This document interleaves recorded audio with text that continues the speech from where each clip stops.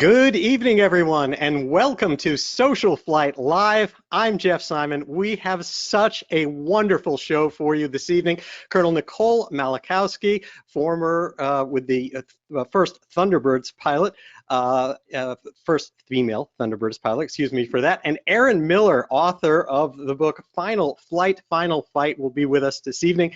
So excited to have them here on the show.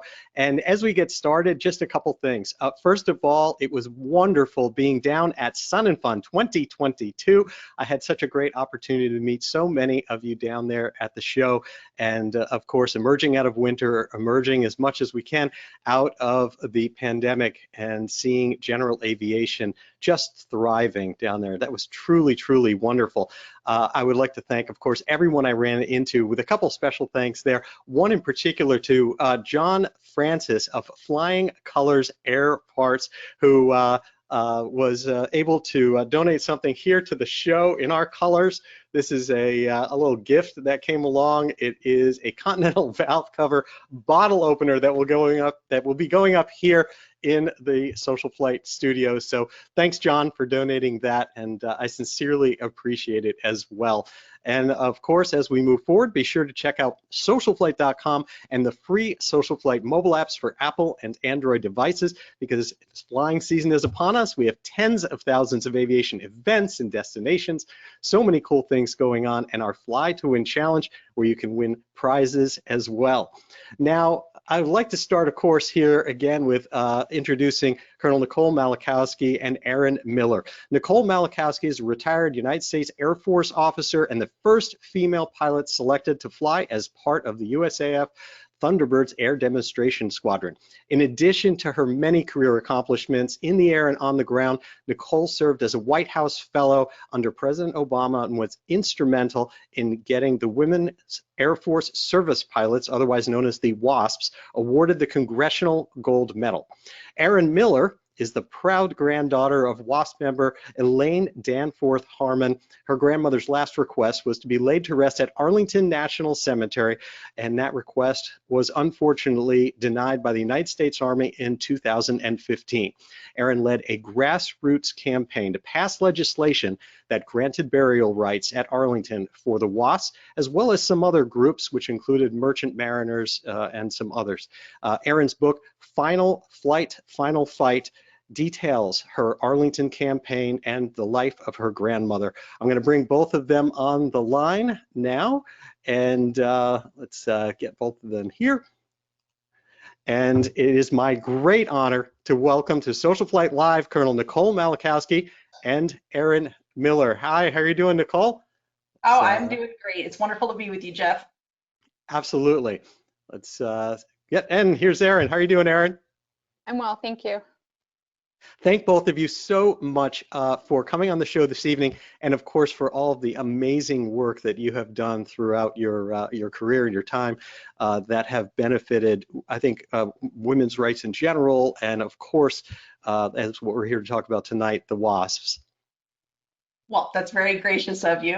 We are just two women here representing a lot of people out there who've served their country in different ways, and I'm just super excited to be joined by Erin Miller. One of the things people need to know about her, other than her amazing work with the Wasp Legacy and History, is that she also serves veterans by working at the U.S. Department of Veterans Affairs. So I'm very grateful for what she does for our veterans. Thanks, Nicole. Well, I'm enjoying having an event with Nicole, so. That's she's absolutely awesome wonderful.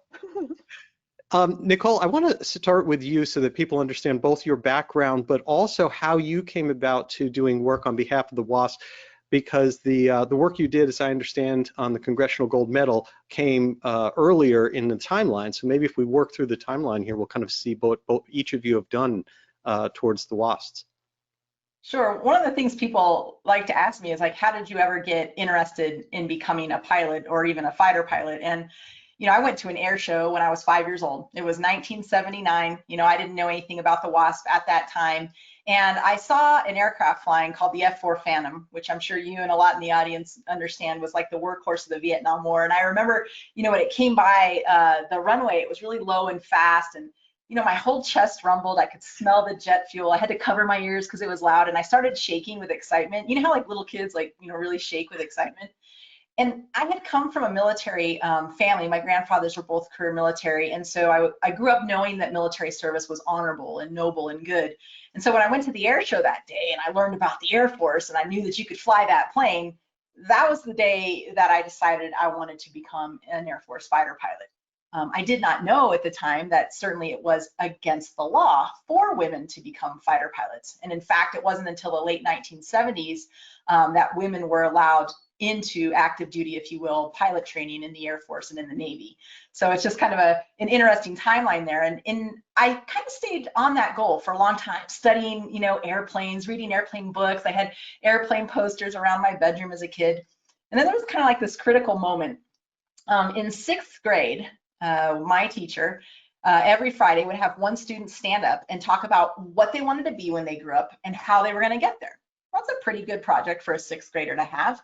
And so when my time came, I stood up and I said, I want to be a fighter pilot. And I will never forget how much the entire classroom started laughing at me. And my teacher actually said, Nicole, you need to sit down and come back next week when you have something more realistic. And yeah, no, he's not alive today, or else I would probably go back and tell him how it all turned out. But the point is, to a 12-year-old girl in 6th grade, right, this was like a devastating feeling, and it was embarrassing. And I went home and I kind of put my face in the pillow and I cried. And, my parents came home and they're like, what's wrong with you? Long story short, they heard the whole story, and they were determined to take me to Washington, D.C., to the Smithsonian National Air and Space Museum. And so by now I'm 13 years old. We make the family trek to Washington, D.C. I'm just enjoying, if you've not been there, you need to go, right? Just the history of aviation, all the memorabilia and planes and artifacts. And there over in the corner, this dusty, dark, dingy corner, there was like this, 11 by 17 small photo of the Wasp. And that was the first time I learned about the Wasp. And I thought to myself, my 13-year-old self, wait a minute. I was told I couldn't fly planes, but these women were flying planes in World War II. I can do it.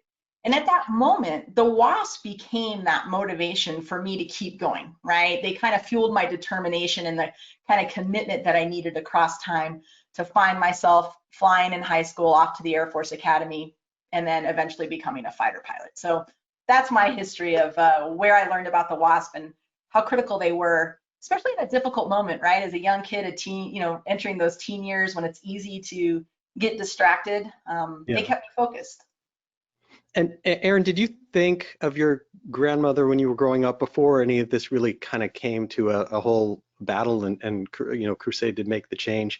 Did you think of her that much as having been a pilot?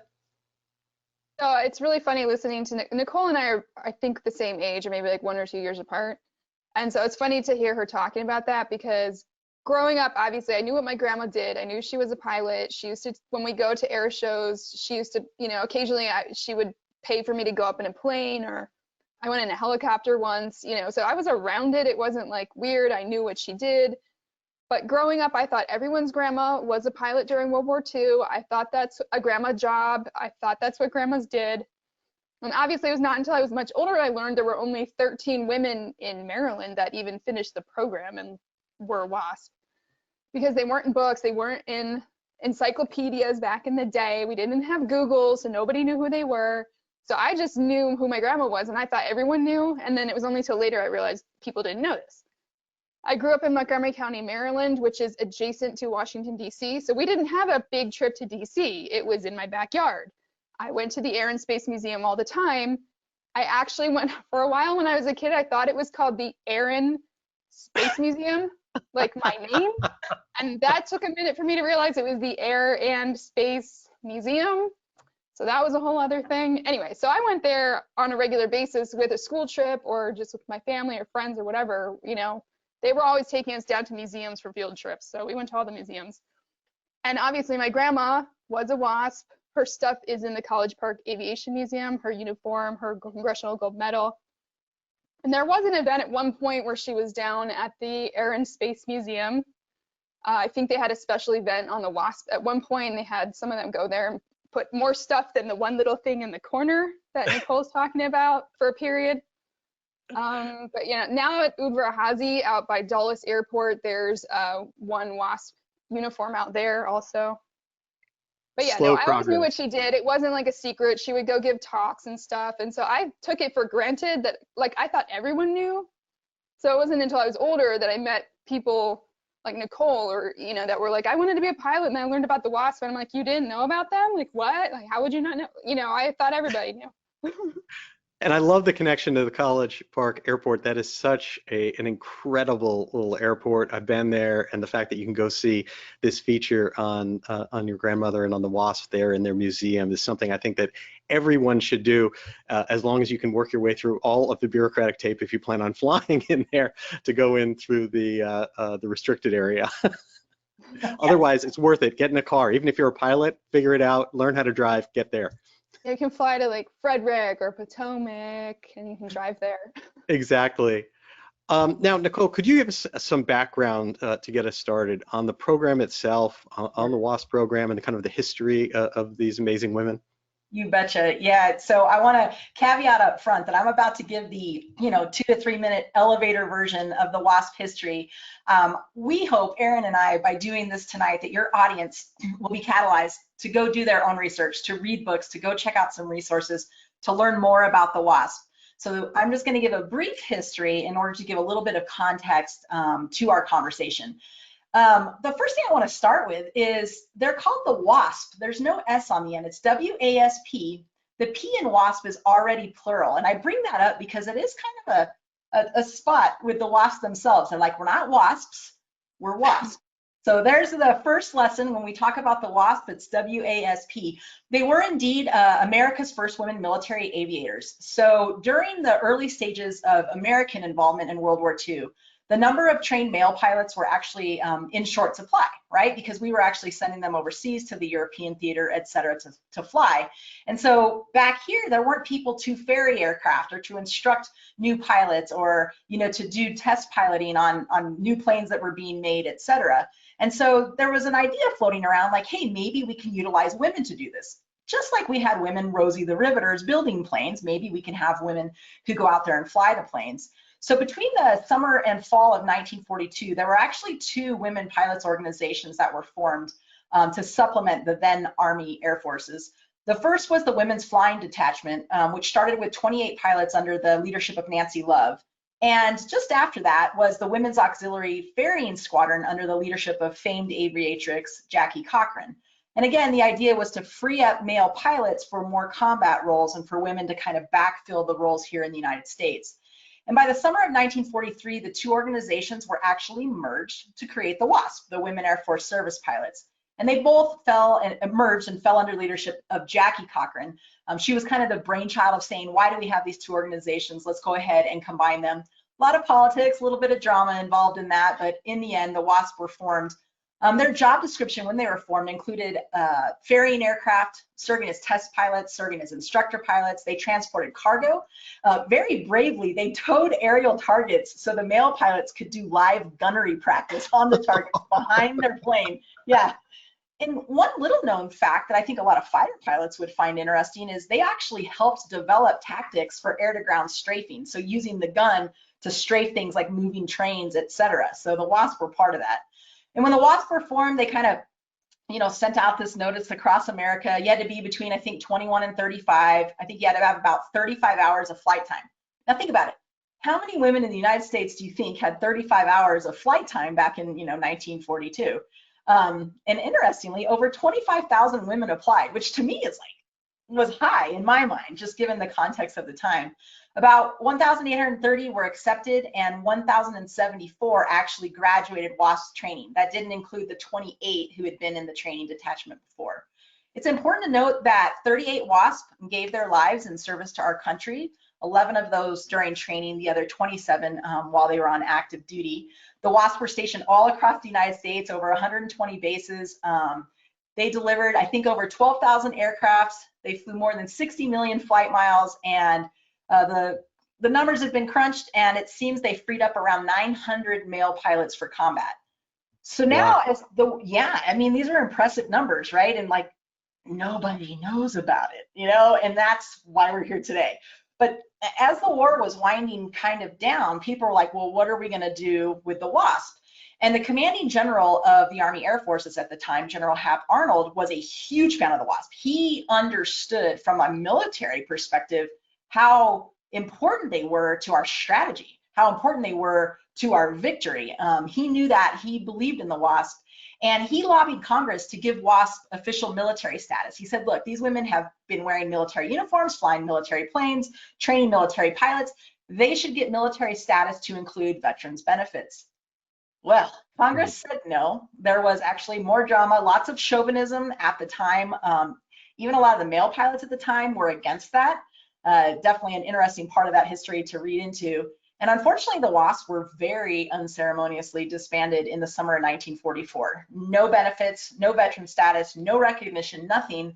And as Erin alluded to earlier, their files, like the whole history of the WASP, their personnel records, everything were just archived, locked away. And so that's why you don't see this information in our history books. It was basically hidden from American history. And it wouldn't be until more than 30 years later, 1977, that the WASP would actually receive veteran status and benefits. There wasn't any ceremony with that either. They just put the stuff and medals in a brown envelope and mailed it off to them. Thanks for your service. And it wouldn't be until 2010, which is more than 65 years later, that the WASP rightfully earned the Congressional Gold Medal, which was really all about finally correcting the historic record, right? Correcting the record of their service. And again, then it wouldn't be until 2016, thanks to the indefatigable efforts of the amazing Erin Miller, that WASPs were finally allowed their rightful veterans burial at Arlington National Cemetery. Yeah, you forgot about the indefatigable efforts of Nicole Malachowski to get the Congressional Gold Medal for the WASP. Well, at the end of this, we'll talk about some resources and some books folks can read, because that was a very short and quick version. Absolutely, and I do not want to jump so quickly ahead of so many valiant efforts and so much work that was done, because the stories are amazing. And I want to start with something that's a little bit of a surprise to both of you, and was to me as well. I will say, these shows, the series Social Flight Live was created with inspirational individuals like both of you to just connect the general aviation community, bring everyone together and tell these stories that need to be told. And one of the things that's wonderful is sometimes these shows take on a bit of a life of their own. And earlier today, as we were getting ready to go live on the show, I had a contact and a communication with a wonderful, amazing viewer. Vicki Croston is a pilot, skydiver, and social flight viewer from Willis, Texas. Well, it turns out that her mother is Rose Monroe, the original Rosie the Riveter, that the entire war bonds campaign was made of. Now, that would be enough of a story in itself and will certainly be something for a future episode. However, one of her closest friends is a woman, an amazing woman by the name of Celeste Graves. Celeste is 102 years old, and Celeste needed to talk to me today, which I did. Now, Celeste worked as a dispatcher in 1942 to 1943 area, right there at the Aviation Enterprises, as dispatch for the civilian pilot training program, for which was the 319th Army Air Force Women's Flight Training Detachment when women first started coming in there. Wow. And she had seen that PBS had done a show a while ago that she felt, in her words, her exact words, got her dander up because it didn't do justice to those first classes of women, that really the program wouldn't even exist had it not been successful with those original women doing that program. And just fascinating to be able to connect with her and hear her stories of how it started at Houston Municipal Airport, and before it even moved to Sweetwater, and just wonderful. And that those initial women, she wanted to say that she was there with, they were the ones that selected the FIFNL logo for them, that actually turns out, according to her, that it was originally Daisy Duck, and then they said, nope, not going to do that. and just told this wonderful story, and even had copies of the Fifth Manila Gazette that the original Wasp had there. So I just wanted to do a quick shout out to both Vicki and Celeste for taking that time. And I will say, 102 years old, about to be 103 in August, and she is so much sharper than me. That there's she's a national treasure for sure. Absolutely, it just amazing. So so with that, Erin, you wrote a book, obviously, that is just wonderful. I want to make sure that I show your book right here. Final Fight, which documents a lot of the story of what it was like kind of first growing up and then beginning this campaign. Tell me a little bit about that, again, what it was like kind of going through that and learning more as you got closer to the passing of your grandmother. So as I mentioned, growing up, I knew what my grandma did. We lived right near Washington, D.C. She was often invited to the White House, to Air Force events to kind of represent the Wasp, because a lot of that happens in Washington, right? So she's nearby. So she would be like the representative, and there were a couple others that lived nearby, and they kind of were this little group that got invited to these things a lot. So I would see her in her uniform and she'd be like, yeah, I'm going to the White House, like totally normal. And so that was like growing up with my grandma, it was totally normal. So like I said, a lot of people didn't know about her. And even though I knew about her and I knew the history, she didn't make a huge deal of it. Like, you know, I don't think she was very full of herself. She was pretty modest. You know, she's like, I did this thing, it was important, but it doesn't make me special or better than anyone else. So there was kind of always this balance of trying to talk about what she did without seeming like she was boasting. That was very much, you know, important to her. So I thought I knew a lot about it, but then as I say in the book, and someone pointed out to me the other day, which they said they resonated with regarding their own grandparents who served in World War II, was that even though they knew what they did, they didn't really understand it until later on. And I felt like that with my grandma. I knew what she did, you know, I knew the history. I had gone to events with her, but it wasn't until after she died and I started having to do all of this research, you know, helping my mom figure out these rules at Arlington, and then going to Congress and dealing with all of that, that I started to understand more about the meaning of her service and why it was important to recognize it and let people know about it and make sure that she was honored the way that she wanted to be and deserved to be. Yeah, I think of the certainly from your book, the battle kind of for recognition in a few phases, and I think it seems to start with that recognition of veteran status that happened and was directly run by the WASPs themselves and your grandmother. Can you tell me a little bit about that? So as Nicole mentioned earlier, during the 1970s, the WASP went to Congress to get retroactive recognition as veterans, because that was the period of time that the services were introducing women into their pilot programs. The service academies, like where Nicole went to the Air Force Academy, were starting to admit classes of women in that period. So they were like, we're going to have these women pilots. And my grandma and her friends were like, we did this like 35 years ago. Maybe we should go talk about this. So they went to Congress, and over, you know, there were several iterations of these bills over more than one session of Congress. Eventually, they got assistance of Senator Barry Goldwater, who incorporated the language into the GI reauthorization bill in 1977 that was signed by President Carter.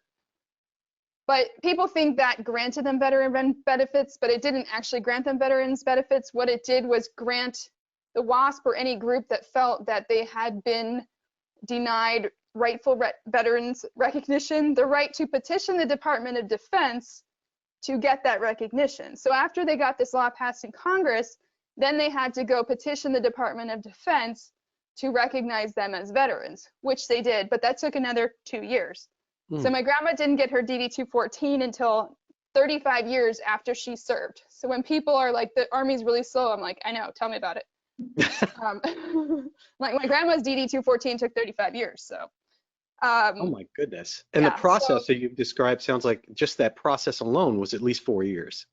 Yeah, so it was and even before that was several years. And like I said, they were doing petitions on Capitol Hill. They had the old butcher paper, the white, you know, they had rolls and rolls of that when people were signing just agreeing that they should be recognized as veterans, and they took rolls of that to Congress with them, and they were there often. And like I said, my grandma lived near Washington, so a lot of times they would like meet at my grandma's house before they would all go down to Capitol Hill. So I have a picture of some of them at my grandma's house from the 1970s when they're, you know, prepping for their Hill meetings or whatever.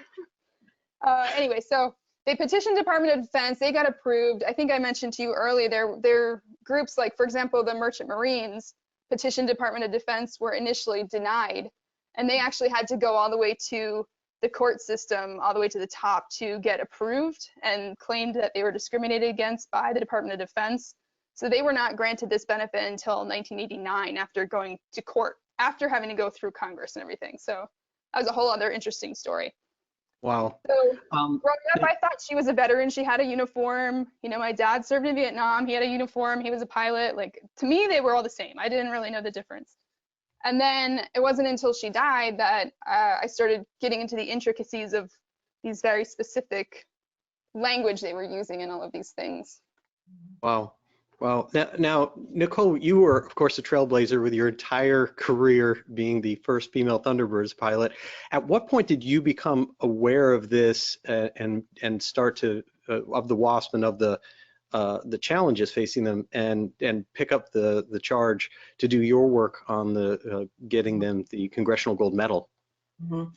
So, you know, I mentioned I was, 12, 13 years old when I learned about the Wasp. I don't think at that age I had a full appreciation of, all they had to overcome culturally at that time, to do what they did. I was just a 13-year-old kid, and I was like, I'm going to become a fighter pilot. And then as I, found myself at the Air Force Academy, a lot of times we're studying military history, and the Wasp were part of that, but it was very like top layer, right? I didn't know any of these issues like the ones Erin just discussed. I didn't realize that, they'd never been actually publicly recognized, for their contributions to our nation.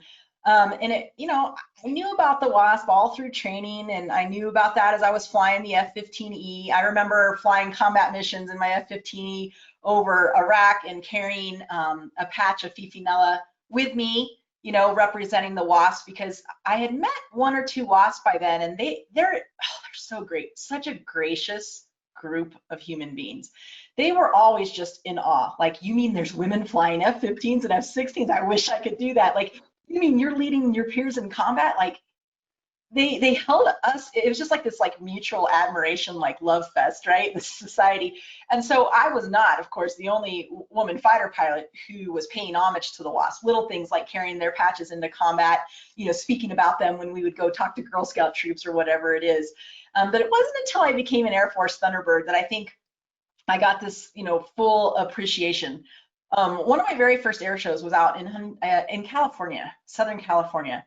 And I'm talking one of my first 3 to 5 air shows. And when I landed, the Thunderbird public affairs officer came over and said, there's some really special people on the autograph line that want to meet you. Do you have time to go down there? Of course, I said yes. Part of it was my duty and job as a Thunderbird. The other part was curiosity. And I instantly assumed it was going to be young kids. Well, as I walked down there was 2 or 3 wasps, and I could see them from a mile away because they were wearing that telltale scarf that Erin has on, that wasp scarf around their neck, and it was like fluttering in the wind.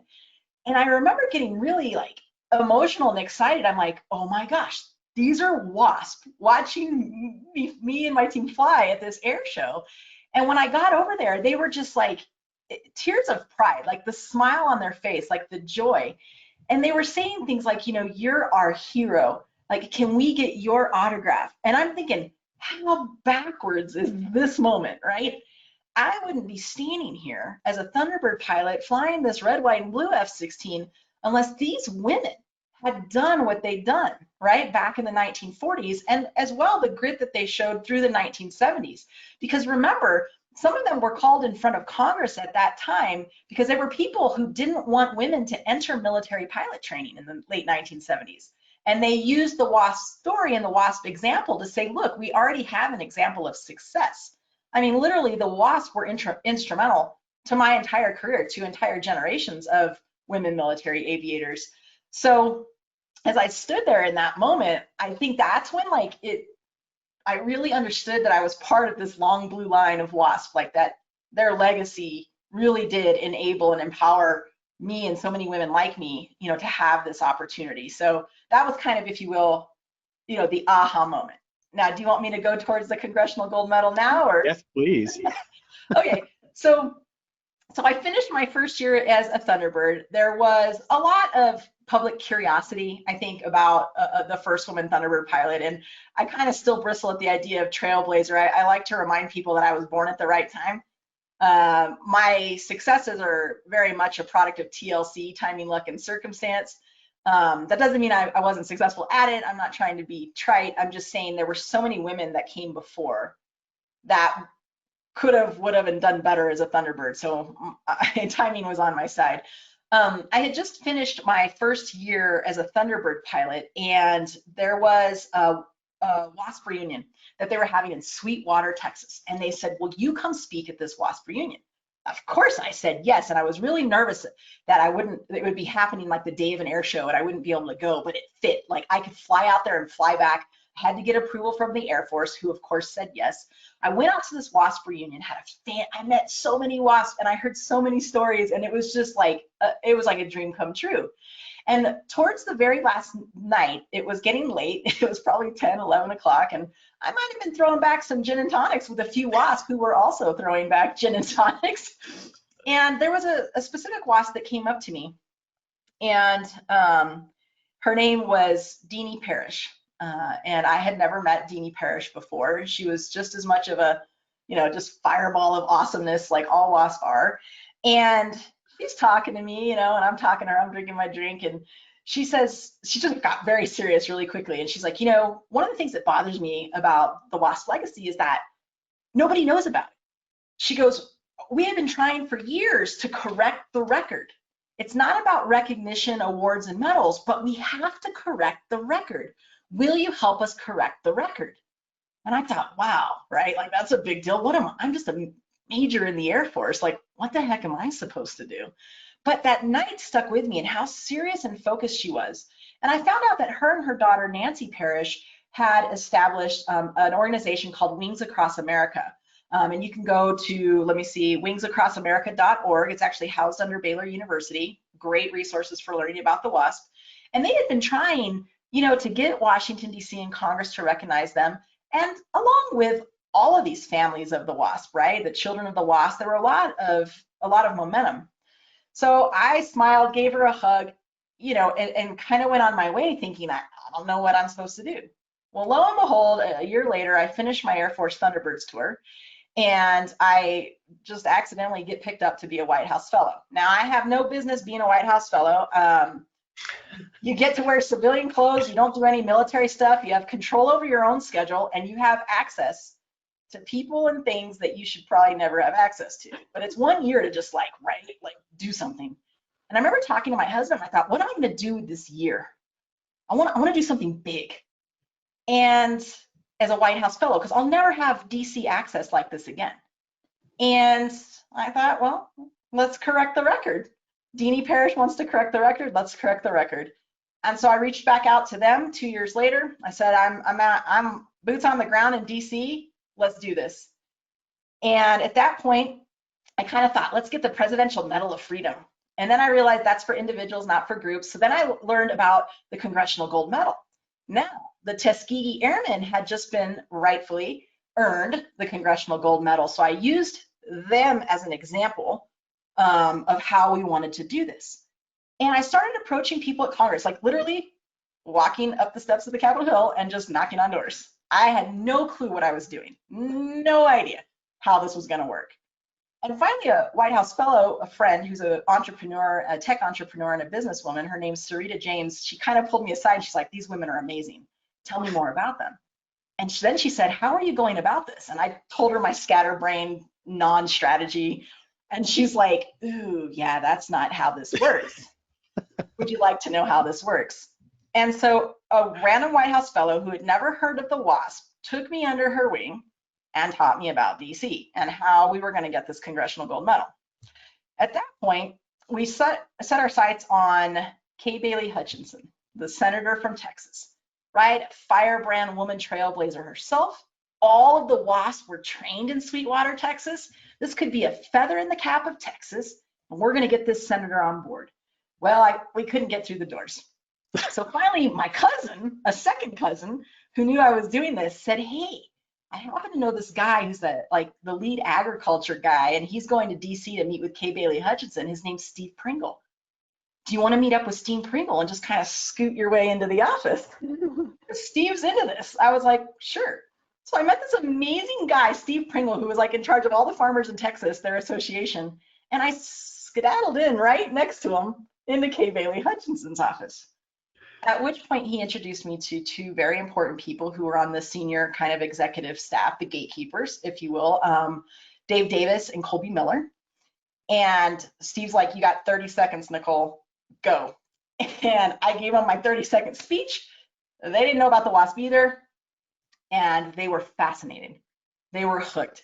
The next day, they called me and said, we are assigning our military fellow, an Army officer by the name of Roxy Dolphin, and she's going to work with you to get this Congressional Gold Medal. At that point, Roxy reached out to another Navy fellow, a civilian Navy person named Angie Knappenberger, and that was it. The team was formed. Nancy and Deanie Parrish, me, Steve Pringle, Dave Davis, Colby Miller, Roxy, and Angie. And we set about making this happen. And it was a Herculean effort. The role that I played at that point was every time we would get meetings with different congressmen or senators, I would create a personalized and tailored folder. Because how do you get politicians to care? Right? I mean, everyone's going to love the WASP. It's a great story. Once you learn about it, your patriotism comes out. You have to love the WASP, but there has to be a feather in their cap. I've learned a little about politics, and I'm sure Erin knows what I'm talking about. So I would tailor these folders, and I would say, here are the WASP from Nevada. Here are where they live now. Here's their address. Let me tell you the story of the WASP from Nevada. And all of a sudden, it became personal to that congressman or to that senator. And over the days, turned to weeks, turned to months, in there, we started drafting the bill. I wrote the draft of Senate Bill 614 on the 4th floor of my condo in Alexandria, Virginia. I modeled it off of the Tuskegee Airman Award. And I utilized all of the information that I had found from Wings Across America through Nancy Parrish and Deanie Parrish. And that's what Sarita James taught me, bring it to them on a platter, bring it to them 95% complete. And once we targeted Texas, and once we tailored our approach to the senators and congressmen, which was a lot of work and a lot of research, and once we gave them the bill, it took off. And I mean, I remember we got the congressman, kind of worked out, the House, if you will. The Senate was kind of stuck. And at one point, I literally got a meeting with Harry Reid. I walk in, I mean, it's the Senate Majority Leader at the time, huge office. I walk in, some random Air Force major. I mean, think about this. The only reason I got access was because I was a White House fellow. He says, you got 10 minutes, come on in.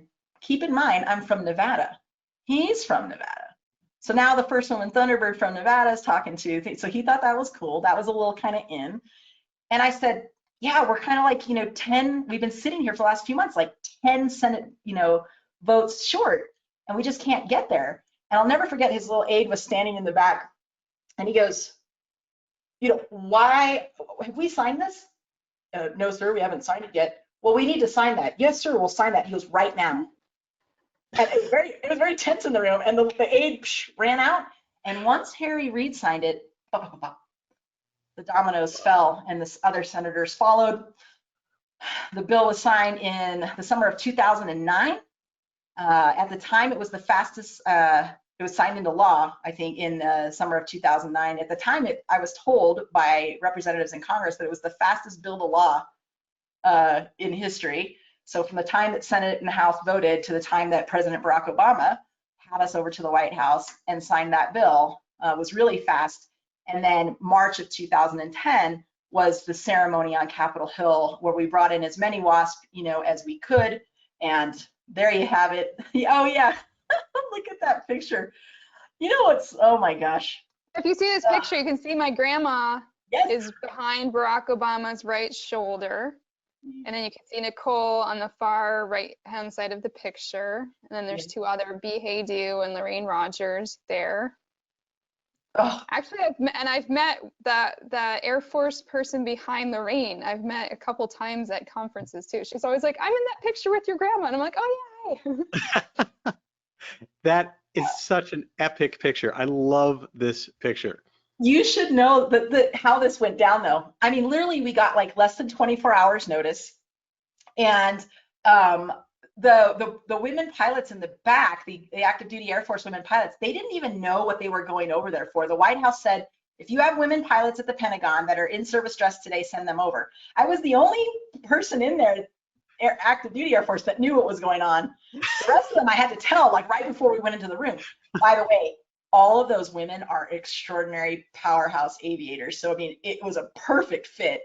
And I'll never forget when we all came in, the photographer was getting us filed in. B. Haydu, the Wasp that was on the far left, she's like, allow me to get your chair, Mr. President. And she pulled out the chair for him and sat him down and she pushed him back in. I mean, that's B. Haydu in a nutshell. Which one did that? The far left on the picture with the tallest one. Haydu. B. Oh my, that's so wonderful. Let me get your chair. She sure did, and everyone laughed. And you know, President Obama was extraordinarily gracious with his time, with his words. He'd clearly, I'm sure he didn't read up, but his staff had clearly briefed him. He took a sincere, authentic interest in it. It was an amazing day. Wow, that's wonderful, absolutely wonderful. Now, Erin, I want to talk a little bit about, of course, your work, which is amazing. Again, I just finished the book, and this is your grandmother, right? Am I correct? That is my grandmother, yes, from 1944 in her uniform, which is currently on display at the College Park Aviation Museum, College Park, Maryland. Now, so tell me about your. This is my grandma too, in wow. The bomber jacket, more casual look, right? But you can see there's like a model in there. That's impressive. The little Fifinella patch, right? Because Nicole was talking about her Fifinella patch. Absolutely. You know what? Let me show that, because that was one of the pictures that was just sent to me because of Celeste and Vicky today. Beautiful. So Yeah. This was a Walt Disney design based on the Roald Dahl story of the Gremlins, and so. Yeah, that was their little logo mascot person. But yeah, so what was your question going to be? So your story, obviously the challenge and the majority of your story in your book and all of the amazing work that you did really began with being told no and having the Army tell them to say no to the wrong family. Yeah, pretty much. So similar to Nicole, right? It's, you know, my grandmother passed away. She left behind this letter. She said she wanted to be laid to rest at Arlington. This was not a surprise. We knew this. She had been to several funerals at Arlington for her fellow Wasp. But after we applied and my mom sent the information, they called back later on and said she was not eligible. They had done a review and said that the law did not permit her to be there on her own merits. A lot of the Wasps were buried there with their spouses who were in the service. My grandfather was not able to serve. He was 4F, so he's buried in a civilian cemetery. So my grandmother would have to be there on her own merits, her own service. And they basically said that the law in 1977 that eventually allowed them to get benefits and recognition as veterans only allowed them to have recognition in the Department of Veterans Affairs and not any other department of the federal government. So the Department of Veterans Affairs runs the National Military Cemetery System, which is more than 137 cemeteries at this point, but not Arlington. Arlington's run by the Department of the Army. So when my mom got this information, she's like, can you read through this and help me figure this out? So I read through it all. I'm like, you know, the Army's not technically wrong. Like, I don't agree with them and I don't like it. But reading through all this stuff, like what they're saying isn't technically wrong. We can apply for an exception to get my grandma in there. They would probably say yes, but while we were going through this process, we realized we need to actually get this law changed so that the other families don't have to put up with this, and they're recognized as a whole, kind of like the Congressional Gold Medal It helps bring recognition to them, like they serve their country. You know, they have veterans benefits, at least in one part of the government, so it should be the whole government. That doesn't make any sense. So we went through that whole process. I sent information, I helped my mom gather information to send to Senator Mikulski, who was our state senator, our senator at the time from Maryland. At the same time, we were kind of waiting for this response. I kept looking into things and trying to figure this out. We got a reply from her office a couple months later saying, it was very short. It was like 4 sentences. We looked into this. The cemetery says she can't be there. We were hoping this would have a better outcome. That was basically it. And I was like, no. So then I percolated for a minute and I was like, okay, fine. We'll do like a PR campaign. We'll just make the Army look really bad and then they'll change their mind. But then again, it's during that process, I'm like, what we really need is a law change, not just for them to change their mind about my grandma, because we need them all to be recognized properly and officially. So at that point, I started this media campaign. Our family started a change.org petition, which took off. The first thing was basically I did this post on Facebook of my grandmother's urn with her cremated remains saying, my grandma served with a Wasp. She wants to be at Arlington, but they told us she's not a veteran. And so this was posted on Veterans Day. So that got a lot of responses. It kind of went viral. And I was like, oh, maybe if all these other people care, like they'll support us in trying to get this done, right? So then I reached out to reporters and news people and I was trying to get like public response. So then the first big thing in media-wise that happened was Andrea McCarran, who was a local reporter in Washington at the time for many years, really well known, worked on veteran stories, agreed to do a story about this. And her story got a lot of attention and it helped me get in contact with lots of other media people and got attention of Congress, eventually of Representative Martha McSally, who was in her first term of Congress, sworn in a couple months before my grandma died, who herself was a 26-year veteran of the Air Force, went to the academy like Nicole, was the first woman to fly combat missions for the Air Force after the 1993 ban on women flying in combat was lifted. So she happened to be in Congress. So like, what a great coincidence for us, right? So all of this news attention got the attention of her staff and herself, and she was like, no, this is wrong. We got to fix this. So fortunately, she herself, without me even having to run over to Congress, because that was my point, our senator already said, no, fine, I'll go to the media and get them to deal with this. And then it got the attention of Congress, which was kind of the point of this whole thing. So then she came forward and was like, I'm going to write this bill. We're going to do this. And so, like I said, I live right next to Washington. One of my sisters happened to be in town, and she was like, I was like, do you think they would want to like meet us? She's like, sure. So we emailed her office. It was midnight. And they replied in 2 minutes and were like, yes, come tomorrow. We will talk to you, like priority, right? So we showed up the next day. We met with Representative McSally, her staff. We kind of explained the whole story. I had my scarf. I think I had my scarf. I don't remember. Anyway, so we met my mom, my sister, my little niece was there. So we began this process. So she introduced this bill, and then over the next couple months, I, like Nicole said, went to Capitol Hill, walked around, knocked on doors, met people. I met with more than 150 offices on Capitol Hill in person, not always with the member, sometimes the member, sometimes the senator, sometimes their staff, sometimes both, sometimes a bunch of people, sometimes one person. Brought all this information. I had my folder of information, all my news stories. It was kind of good because I could just be like, see, I was on CBS News last night, want to see? And so they'd just be like, oh yeah, this is a big deal. So it was really good, and it was great to have Martha like leading this too, because she was very passionate about this, and I talk about this in the book. It's nice to have, like Nicole was talking about Kay Bailey Hutchinson kind of being like Texas, being like, yeah, this is good for Texas.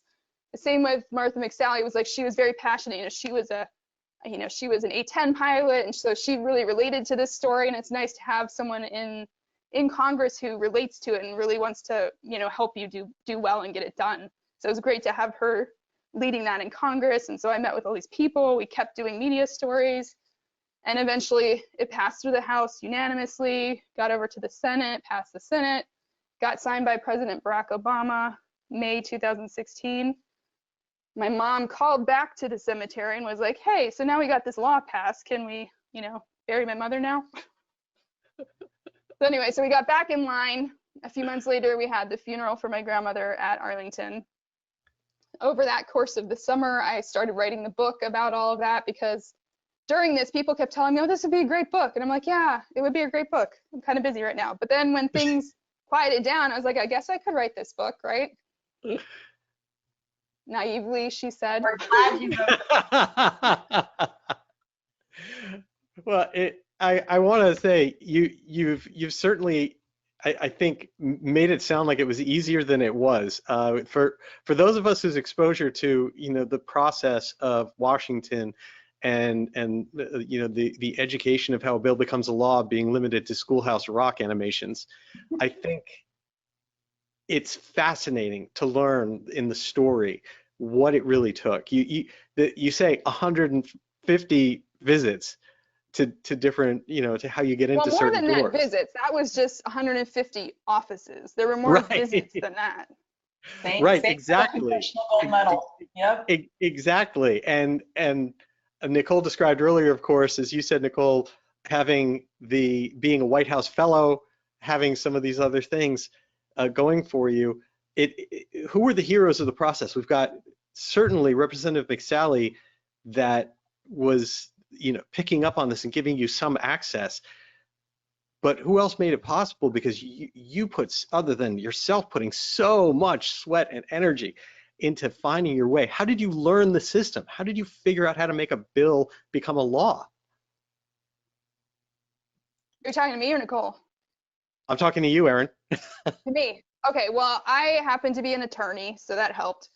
Secondly, my little sister she's a veterinarian. She worked for an advocacy group for veterinarians for 4 years on Capitol Hill. So she was over at the Hill all the time. Number 3, I grew up here.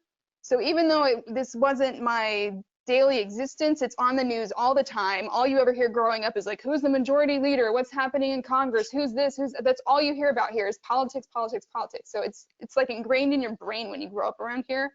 So to me, it was not as foreign as for some other people that it may have been coming from Nevada or California or whatever, to be like, I need to go to Washington. Like, I live here. It's not weird to walk over there. And like, I've been to Congress before. I've been there with my sister walking around. I've been there growing up. It's not a foreign place to me to walk in there and wander around and talk to people. That it's not weird to me. So I had a lot of pluses on my side before this even started, so even though I didn't have the exact nuts and bolts, like I had a vague idea of how this all goes, and I talk in the book a lot. Like, we got very, very lucky, and I try to convey that more than 10,000 bills are introduced in Congress every session, and a tiny percent, like 1 or 2%, become laws. It's very, very small. You get very lucky.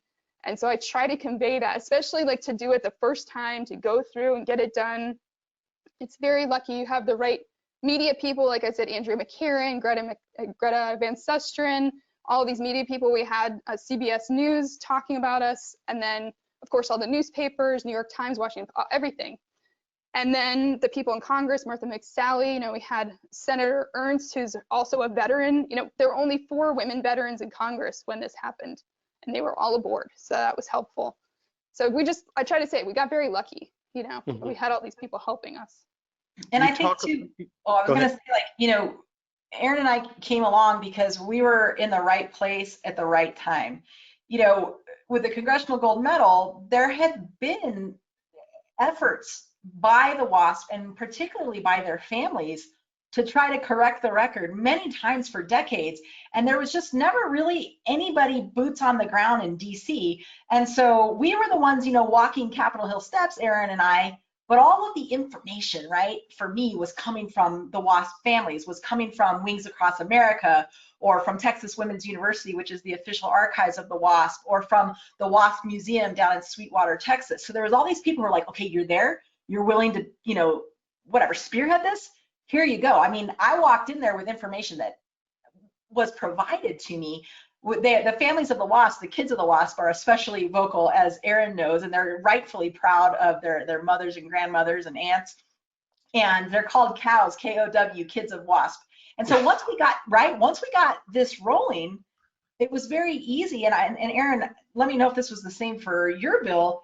to send out information to them so that they start picking up the phone and bugging their representatives, right? Their congressman, their senator, to sign on to this bill. And so you had this kind of already pre-made audience who was just like ready to go. I don't know, Erin, was that the same for you? Yeah, I mean, so when I was initially working, it was like obviously my mom and like the Wasp families that were our friends, right? And then it grew from that. But the thing that really helped too, in addition to the right members in Congress and the right people in the media, we had all these groups like Women in Aviation International, the 99s, AOPA, Women Military Aviator. I mean, go on and on, all these groups that sent emails to their members, which are all over the country and all over the world, saying, please email Congress or call them and tell them you want this bill to pass. So like they started grabbing on, yeah.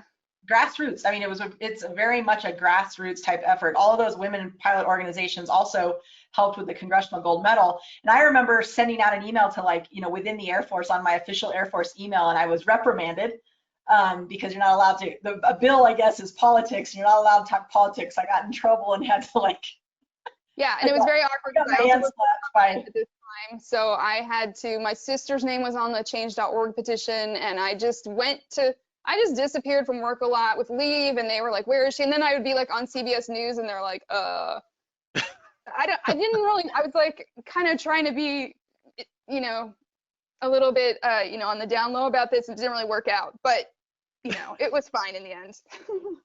You definitely weren't on the down low about all of that. One of the things about the story of what both of you have done in recognizing the WASP seems to me that it is about so much more than this one group of amazing women that you were able to recognize. It seems that it is a lesson and an example for generations of people to follow about what comes and what makes sense about when you want to have an impact, whether it's on legislation or whether it's on just recognizing people or breaking down barriers. Nicole, what are your thoughts on some of that, like the lasting legacy long after it matters that much afterwards, when there aren't more people, let's say, to award the medals to or to bury at Arlington? I go back to what Deanie Parrish told me in 2006 when I was just a young major who was speaking at the WASP reunion. This was about correcting the record. This didn't have anything to do with awards or medals or decorations or, they weren't interested in that. They served because they loved their country. They served because they felt like they could make a difference, and they did, right? And so it goes back to correcting the record, which is all about what? Doing the right thing. And sometimes doing the right thing is really, really hard, but it's always going to be the right thing to do. And that's, to me, the lesson. Whatever that hard thing is for the people watching, go for it. Right? And don't try to do it by yourself. Garner a team and support around you and move out. Yeah, I think it's inspiring to see how important it can be to show that, as you mentioned, doing the right thing, clarifying a record, whatever has happened in the past to whomever, that it matters to go back and clear that up and be honest about that. Erin, what type of kind of takeaways did you have? I mean, there's so much, and I'll show the book again in that process. But in terms of sending your message to other people that have made different interests or different missions in their life. Well, there are many things, but one of them is that, that old saying, if you forget history, you're doomed to repeat it, right? Even people like Martha McSally, it took 50 years from when my grandma flew to when Martha could fly a combat mission. Because in between that, the WASP went home and did what the Army asked and didn't talk about what they did and went about their lives. And my grandma, even to herself, to her own detriment, realized, like, unfortunately, we have to go out there and kind of be boastful, which was against her nature, right? Kind of talk about ourselves, and women especially can be not good at that, and they just want to do their thing and go along and not run around talking about how great they are or whatever. But like I said, my grandma had this line between being boastful and making sure people knew about what she did and it was important, and so that's my thing. Like, they spent many years just being quiet, not talking about themselves, and because of that, the women in the 1970s went through all the same stuff that the women in the 40s did. Like, oh, I don't know if women can fly planes. What about their there are women issues every month. What about this and that? And all, like, you know, they already did all of that, but they had to start all over again from scratch because the WASP didn't, you know, they weren't building on that between 1944 and the 1970s. They went away and they had to start all over again from scratch. Isn't it amazing that when we look at equality, rights, and recognition, that it seems to me there's never an example of one that didn't actually work out. There's just lost time and lost opportunity for so many people along the way. And I just want to say thank you for myself and for everyone who's aware of both of your work, because doing that, setting the record straight, and the incredible work that you've both done on behalf of the WASP, and for anyone else who reads both your book, the work that you've done, I think it's incredible, and it sets a wonderful, wonderful tone for people for the future. Thank you for having us. Thank you for having us. Absolutely, and I really, really appreciate you taking the time, of course, to join us here on Social Flight Live. The book is Final Flight, Final Fight by Erin Miller. Please, to everyone, be sure to go out there and get that. It's a wonderful story that can not only tell you about her particular story that was out there, but also, of course, about almost a model of what to follow when you're facing challenges in the world that you want to right with Congress, and what happens when you say no to the wrong family. And Nicole, again, thank you so much as well for both of you for joining us here tonight on Social Flight Live. I really do appreciate it, as always. It's been a joy. Thank you. Thanks for having us. Thank you both. And to all of you, thank you for taking time out of your evening to join us here for this very special episode honoring the WASP.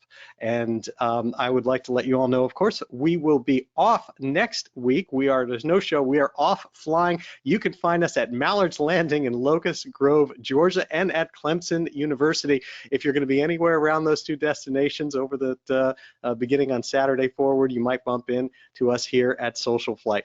And we are back on Tuesday, April 26th at 8 p.m. with a Greg Feith, a crash investigator, and we will be learning about that incredibly important process of deconstructing and understanding what has happened in major accidents around the country.